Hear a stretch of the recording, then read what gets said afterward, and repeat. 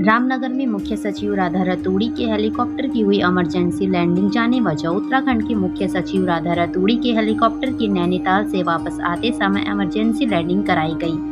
Emergency landing कराने का मुख्य कारण मौसम खराब होना था। टिहरी के पुलिस कप्तान आयुष अग्रवाल ने संभाला कार्यभार। नशे को खत्म करना होगी पहली प्राथमिकता। टिहरी के नवनियुक्त पुलिस कप्तान आयुष अग्रवाल ने शनिवार को कार्यभार संभाल लिया है। जिले में कानून व्यवस्था को सुदृढ़ बनाने उनकी पहली प्राथमिकता है। उन्होंने जनता से साइबर अपराधों के प्रति सतर्क रहने का आग्रह किया। हाउसिंग प्रोजेक्ट्स में सोलर प्लांट लगाना होगा जरूरी। पर्यावरण संरक्षण और बढ़ते विद्युत दबाव में MDDA ने उठाया कदम। मसूरी देहरादून विकास प्राधिकरण पर्यावरणीय संरक्षण और बढ़ते विद्युत दबाव को कम करने की पहल शुरू करने जा रहा है। इस योजना के तहत देहरादून में हाउसिंग प्रोजेक्ट के लिए सोलर प्लांट लगाने की अनिवार्यता की जा रही है, जिसके लिए बिल्डर को सब्सिडी भी दी जाएगी।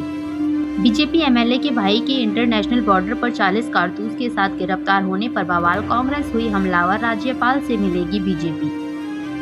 कांग्रेस ने भाजपा विधायक के भाई की 40 कारतूस के साथ गिरफ्तारी पर निशाना साधा है। कांग्रेस ने बीजेपी विधायक को निशाने पर लेते हुए जरूरत पड़ने पर राज्यपाल से मिलने की बात कही। गणेश कोतियाल ने थराली में बीजेपी को जमकर घेरा। सरकार की विफलताओं को गिनाया। कांग्रेस के पूर्व प्रदेश अध्यक्ष गणेश कोतियाल ने चमोली के दौरे पर हैं। शनिवार को वो थराली पहुंचे, जहां उन्होंने जनता के सामने सरकार की विफलताओं को रखा। अब नहीं सताएगी अपने उत्पादों को बेचने की चिंता। उत्तराखंड के ऑर्गेनिक किसानों को मिलेगा पक्का बाजार।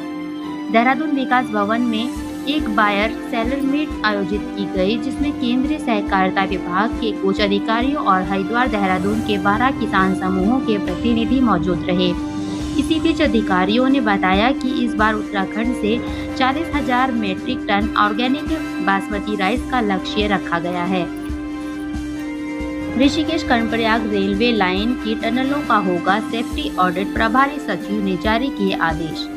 निर्वाचन एवं सहकारिता के प्रभारी सचिव दिलीप जावलकर ने देवप्रयाग के सौड़ में रेलवे के निर्माणाधीन कार्यों का निरीक्षण किया।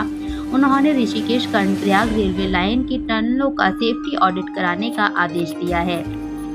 16 साल के किशोर ने 6 साल की बच्ची के साथ किया रेप। कई घंटे तक मासूम के हाथ और मुंह बांध कर रखे।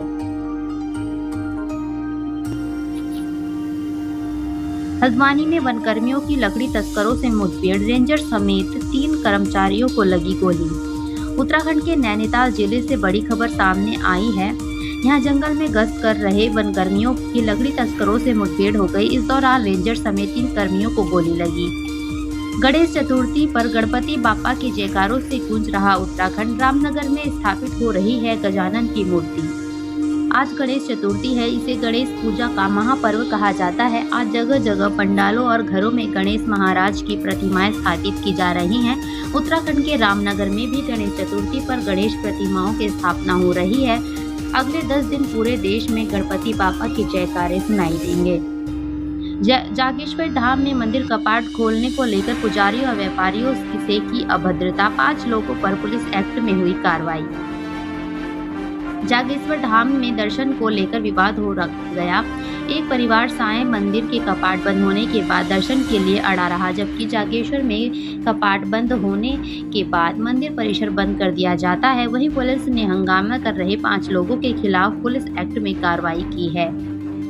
किच्छा खुर्पिया फार्म औद्योगिक शहर के रूप में होगा विकसित। विकास के लिए केंद्र से मिलेंगे 400 करोड़।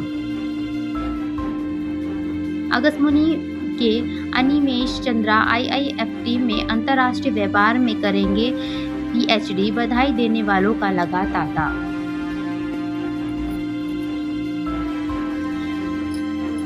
टिहरी के गंगी गांव में लगा अनोखा मेला। बुग्यालों से लौटकर हजारों भीड़ों ने की सोमेश्वर महादेव की परिक्रमा।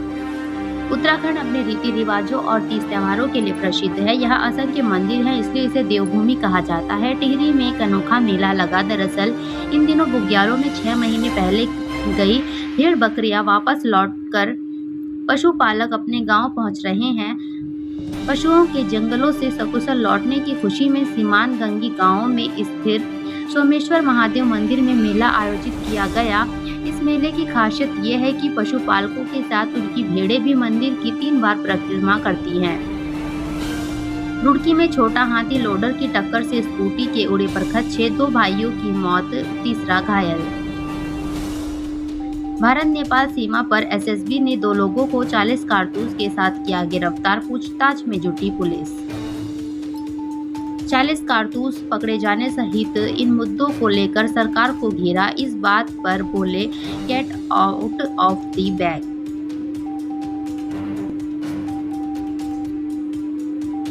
एमकेपी कॉलेज कैंपस में छात्रा ने खाई चूहे मारने की दवा, फिर पेड़ के नीचे बैठ गई, अस्पताल में भर्ती। देहरादून एक कॉलेज कैंपस में छात्रा के जहर खाने से हड़कंप मच गया, युवती को अस्पताल में भर्ती